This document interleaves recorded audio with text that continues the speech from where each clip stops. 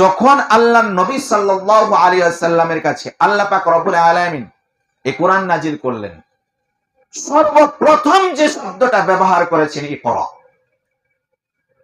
ইকরা পড়ো, বিসমি রাব্বিকাল্লাযী খালাক, তোমার প্রভুর নামে যিনি তোমাকে সৃষ্টি করেছেন।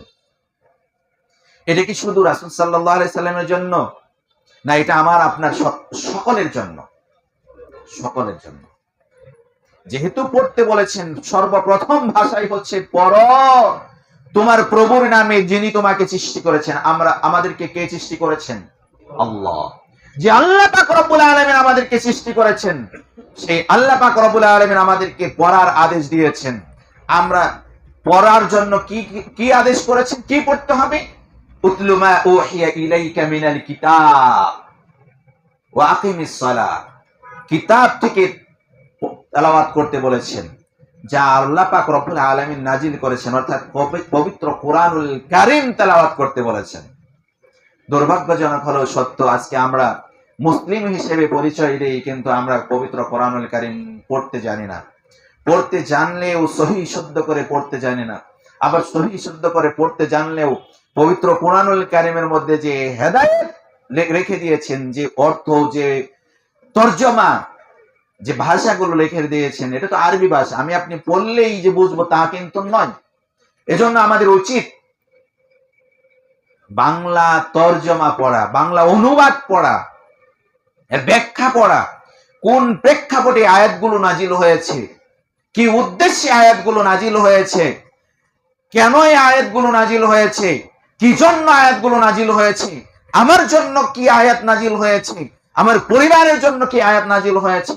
আমাদের উচিত এর প্রত্যেকটা শব্দের ব্যাখ্যা করা, প্রত্যেকটা শব্দের অনুবাদ করা। সম্মানিত উপস্থিতি মুসল্লিয়ান ইকরাম, আমরা মুসলিম পরিচয় দেই, আমাদের ঘরের সন্তানদেরকে আমরা খুব আরবি পড়াতে গাফিলতি করি। প্রায় মসজিদে, যদিও এটা আমি বৈধ মনে করি না, প্রায় মসজিদে সকালবেলায় ফজরের পরে মাইকে ডাকা হয়, মা ও বোনেরা আপনাদের সন্তানদেরকে কায়দা সিবারা দিয়ে মক্তবে পাঠিয়ে দিন পবিত্র কোরআনুল কারীম শিক্ষা করার জন্য। যদিও এটাকে আমি বৈধ মনে করি না। কেন?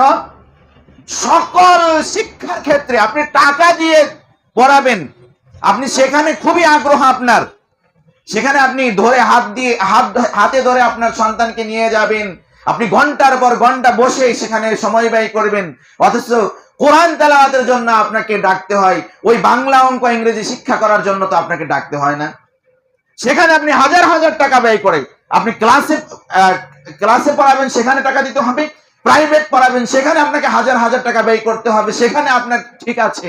কিন্তু আপনি মসজিদের মক্তবে 1 টাকা বা 100 টাকা দিয়ে পড়াবেন, এরকমও আপনার প্রয়োজন পড়ে না, ফ্রি পড়াবেন, তারপরেও আপনাকে আপনার কি কোরআন শিক্ষার প্রতি আগ্রহ নেই।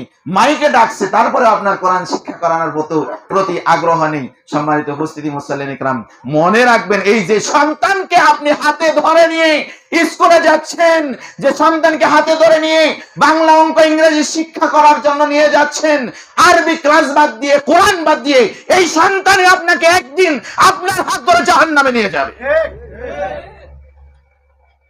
কারণ আল্লাহ পাক রব্বুল আলামিন বলেছেন, কু আনফুসাকুম আহলিকুম নারা, নিজে বাঁচো, সন্তানকে বাঁচাও। আপনি নিজেই বাঁচবেন, যেরকম জাহান্নামের আগুন থেকে বাঁচার জন্য যেরকম কোরআন তেলাওয়াত করবেন, সালাত পড়বেন, সিয়াম করবেন, ইবাদত বন্দেগী করবেন, আপনার সন্তানকে ওই ছোট বয়সে সেই শিক্ষাটা দিতে হবে। আপনি মনে করবেন যে আপনার সন্তান যদি বড় হয়, বড় হয়ে সে একা একাই শিখবে, না, একা একা শিখবে না। আপনার সন্তানকে আপনি ছোটকালে যে শিক্ষা দিবেন, যেভাবে শিক্ষা দিবেন, ও সেভাবেই গড়ে উঠবে। যেভাবে ওকে আদব কায়দা শিক্ষা দিবেন, ও ঠিক সেভাবেই গড়ে উঠবে। যেভাবে ওকে আমল আখলাক শিক্ষা দিবেন, সালাত শিক্ষা দিবেন, ও ঠিক সেভাবেই গড়ে উঠবে। সম্মানিত উপস্থিতি মুসল্লিয়ান ইকরাম, মুমিনের ঘরে মুমিনই জন্ম নেয়, মুমিনের ঘরে কমিন জন্ম নেয় না। যদিও কোনটা ব্যতিক্রম হতে পারে, সেটা 2-1টা। এজন্য আপনাকে আগে মুমিন হতে হবে, আপনাকে আগে মুমিন হতে হবে। আপনাকেও পবিত্র কোরআনুল কারীম পড়তে হবে, জানতে হবে, বুঝতে হবে, বাংলা তরজমা পড়তে হবে, আপনার সন্তানকে অন্য সকল শিক্ষার আগে আপনাকে আগে পবিত্র কোরআনুল কারীম শিক্ষা দিতে হবে।